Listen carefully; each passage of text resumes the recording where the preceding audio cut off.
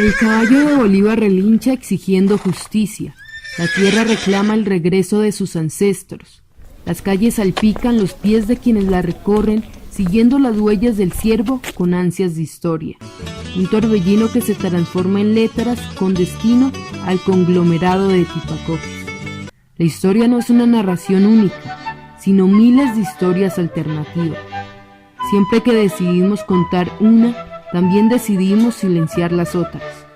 Ahora hacemos un eterno guiño al pasado para enaltecer una raza amante de sus raíces.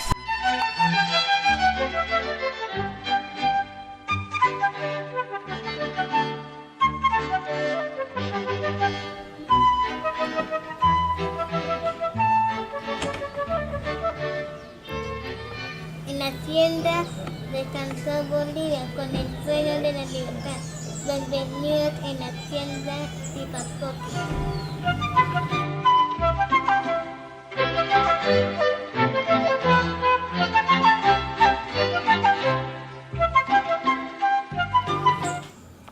Esta tierra anuncia que aquí esta casa estuvo el Libertador el 5 de diciembre de 1826. Este pastote, a este testimonio de su paso, ¿dónde? ¿De dónde se te dio un momento para mirar? Ese mismo Bolívar que nosotros, a ese sitio de 7 años. A sangre y fuego se escribe la historia, en las diferentes épocas, revoluciones, cambios y surgimientos de nuevas naciones. El segundo imperio más grande fue el de Felipe II, rey de España. La batalla de Boyacá. Con ella comienza un sueño. El 7 de agosto de 1819, un sábado, sí, un sábado, no fue ni un lunes ni un miércoles de plaza, no, un sábado, para tener en cuenta, se va a fraguar el presente y el futuro de nuestra nación. El puente, donde se va a dar la batalla, no es el original que conocemos actualmente. Como todo se acaba con el tiempo, ni puente ni río queda. Los referentes geográficos cambian o simplemente se acaban. Pero ustedes se preguntarán, ¿qué está pasando en el mundo? En ese momento sucedieron 3 acontecimientos importantes. El primero fue la independencia de Estados Unidos, la primera gran democracia. El segundo fue la Revolución Francesa y el tercero fue la invasión napoleónica a España. Ay sí, con esto se pierde el control total de las colonias. Fernando VII pierde el trono y nombran, adivinen a quién, a Pepe Botella. Sí, así le decían al hombre porque como que le gustaba tomar traguito.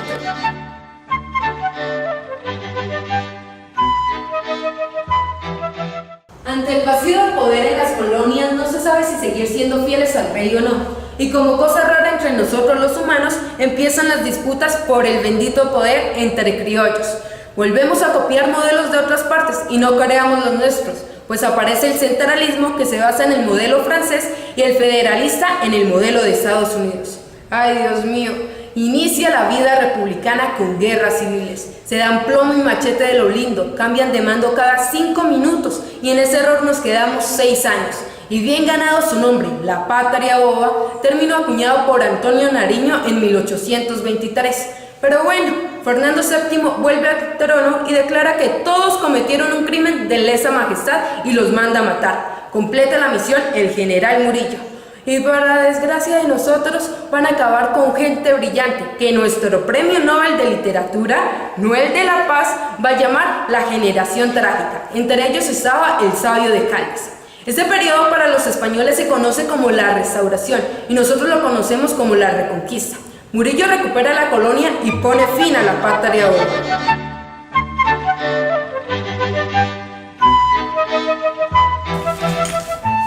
Pasó algo sumamente importante. Los más avesados que escaparon de Santa Fe se fueron hacia los llanos.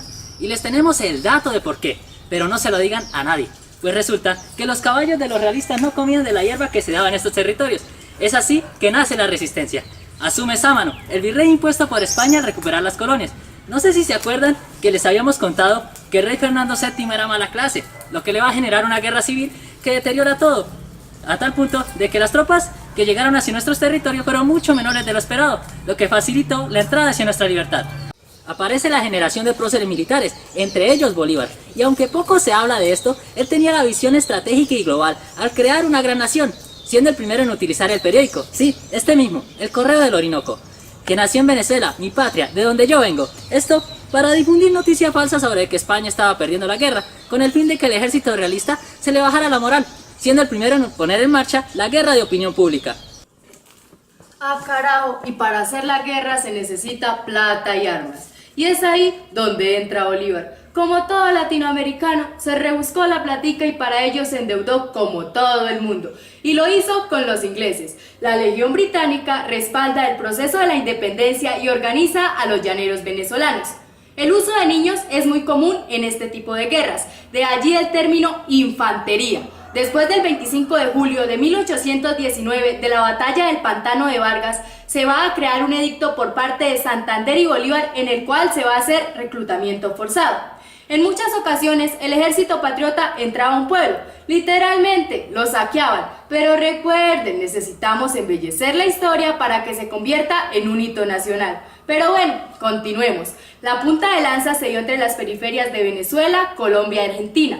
Por ello, la estrategia de Bolívar no fue atacar Caracas, sino quedarse en los llanos y desde allí planear la batalla de Boyacá. Dicha batalla es el proceso cumbre de un proyecto que se gestionó entre Boyacá, Casanare y Cundinamarca.